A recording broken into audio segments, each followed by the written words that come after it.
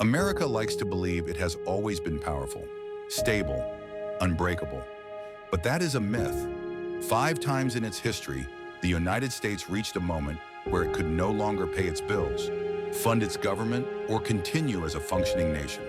And 5 times America was saved not by systems, but by men willing to risk everything. This is the story of what failed, who stepped in, and what it cost them. During the American Revolution, the United States had no money, Congress had no power to tax, and no way to buy ammunitions. Its currency was a joke.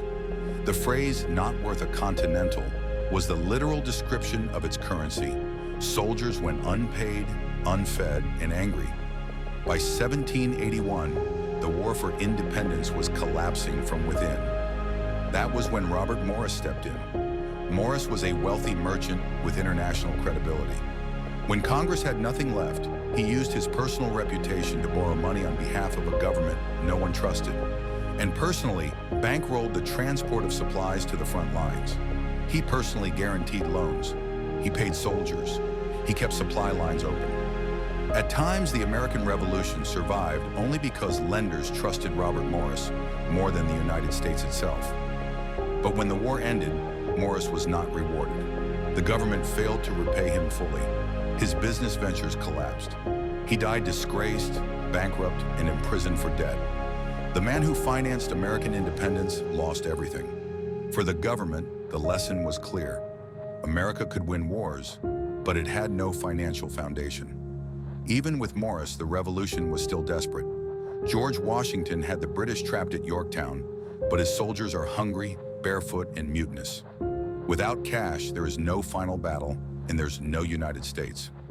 That was when Haym Salomon stepped forward. Salomon was a Polish-Jewish immigrant and financial broker. Quiet, relentless, patriotic.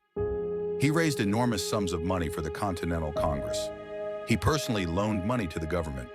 He also personally financed George Washington's army when others refused. When France sent aid, Salomon helped move and convert those funds into usable capital.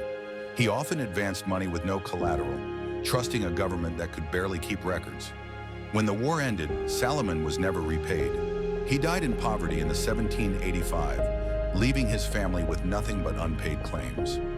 America survived, but only by exhausting the wealth of private citizens who would never be remembered.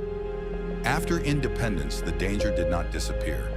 The United States was drowning in debt. The states were divided. Foreign nations doubted repayment. The revolution had been won, but peace threatened collapse. Alexander Hamilton understood this better than anyone. As the first Secretary of the Treasury, Hamilton argued that survival depended on one thing: credit. His plan was radical. The federal government would assume all state debts. America would repay everything without exception. A national bank would anchor the system. Hamilton turned debt into credibility. The result was immediate. Within 5 years, the confidence had returned. Investment followed, and the birth of a superpower was inevitable. But Hamilton paid a price. He was accused of serving elites, empowering bankers, and betraying farmers. He became one of the most hated men in America. Yet his system endured. America survived. But the rift between the industrial North and the agrarian South deepened, a crack in the foundation that would eventually lead to the Civil War. In 1814, the nation faced another disaster. The War of 1812 was going badly. The British burned Washington. Trade collapsed. Banks refused to lend. The Treasury could not fund the war.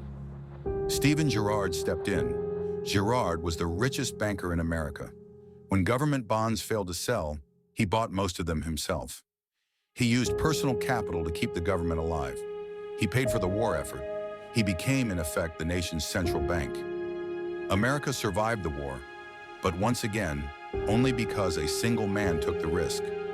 Girard gained influence, but lived distrustful of politicians and public life. The government was saved, but his actions sparked a long, bitter debate about whether the government should ever be that dependent on a private citizen. By 1895, America was an industrial giant, but the Treasury was empty. Gold reserves collapsed. Confidence vanished. The government was days from default. Congress was paralyzed. And again, a man had to come to the rescue. This time, it was J.P. Morgan. He locked the nation's top bankers in his private library in Manhattan, held the key and told them, "No one leaves until we have a plan to save the banks." He met the president privately and supplied $65 million in gold. The crisis ended almost instantly. Morgan saved the government and proved something unsettling. Wall Street had more power than Washington. Public outrage followed. The solution was no longer another savior, and the result of his intervention was the creation of the Federal Reserve. For the first time, America admitted the truth. It needed a permanent system, not heroic men, to survive financial collapse. We teach the names of generals and presidents, but it was this financiers that provided the fuel for the engine of democracy. The question right now is not whether another crisis will come. The question is, who will be powerful enough to save it next?